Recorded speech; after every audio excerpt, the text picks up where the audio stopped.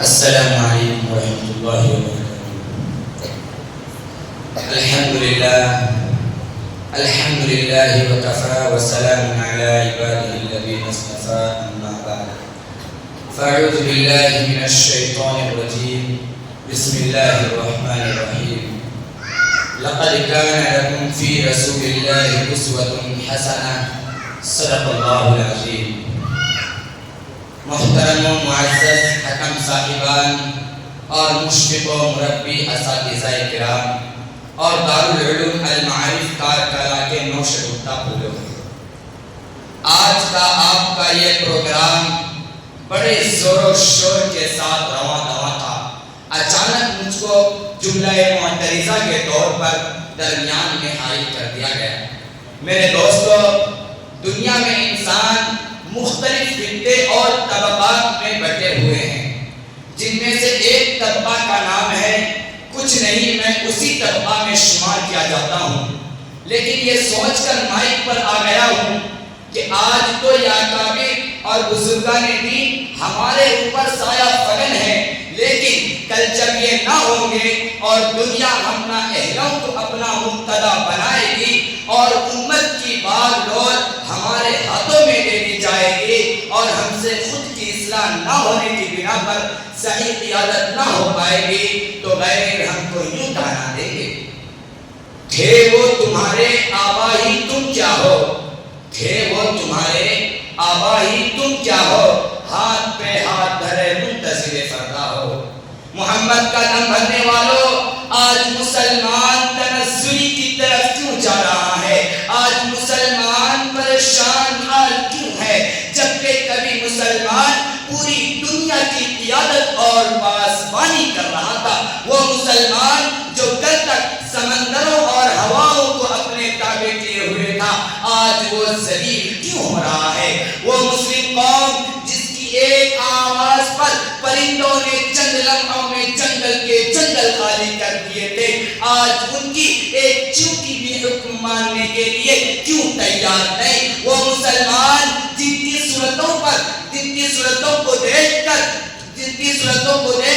کروڑوں کفار نے اسلام قبول کیا، آج ان کی صورتوں پر دہشت گردی کا الزام کیوں لگایا جا رہا ہے؟ وہ مسلمان جن کی امانت و دیانت کو دیکھ کر دشمن بھی اپنی جوان لڑکیوں کو سال کے لیے ان کے پاس چھوڑ دیا کرتے تھے، آج وہ غداری اور خیانت کے ساتھ کیوں متهم ہو رہے ہیں؟ وہ مسلم قوم جن کی شہادت و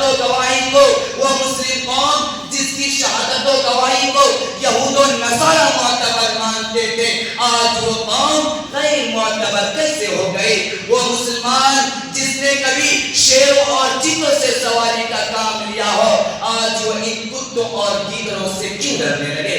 میرے مسلمان بھائیوں، ذرا سن لو تو صحیح، یہ اتنا بڑا انقلاب کیوں آ گیا؟ یہ ایسا دن کیوں آ گیا؟ میرے مسلمان بھائیوں، یاد رکھو، جب تک مسلمان نبی کے طریقے پر تھا تو کامیاب تھا، جب تک مسلمان صحابہ کی اتباع کر رہا تھا تو ہدایت پر گامزن تھا، جب تک مسلمان قرآن و سنت کی روشنی میں فیصلہ کرتا رہا دنیا اس کے فیصلے کو مانتی رہی، جب تک مسلمان نے نبی کے طریقے کو نہیں بھولا تھا دنیا کی کوئی سپر سے سپر طاقت اس کا مقابلہ نہیں کر سکی۔ یہی وجہ تھی کہ اگر وہ مرے بھی تو کامیابی کی موت مرے۔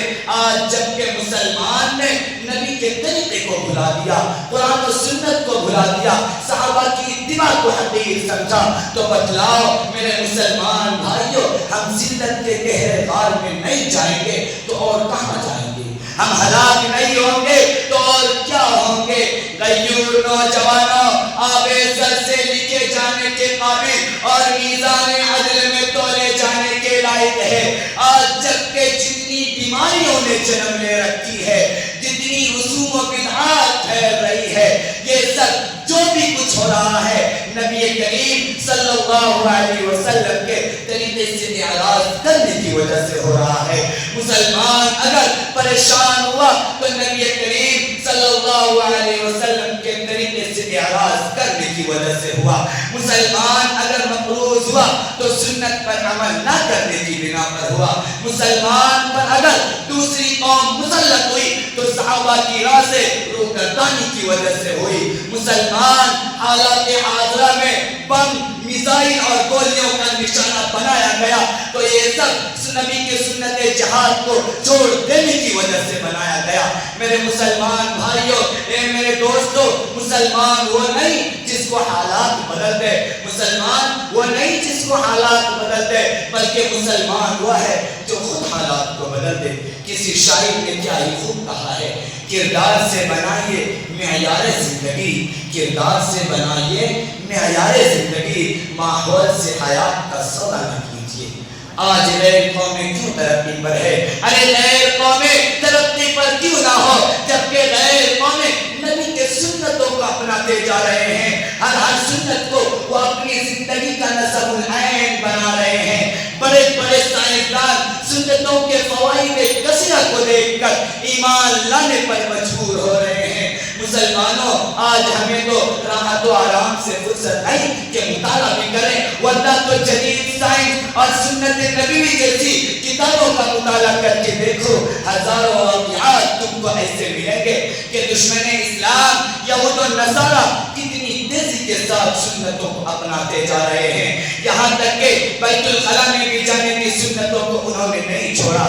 بس دعا کریں کہ اللہ تعالی ہم سب کو آپ صلی اللہ علیہ وسلم کے اسوہ حسنہ کو اپنانے اور اس سے محبت کرنے کی توفیق عطا فرمائے. آمین. وآخر دعوانا الحمدللہ رب العالمین.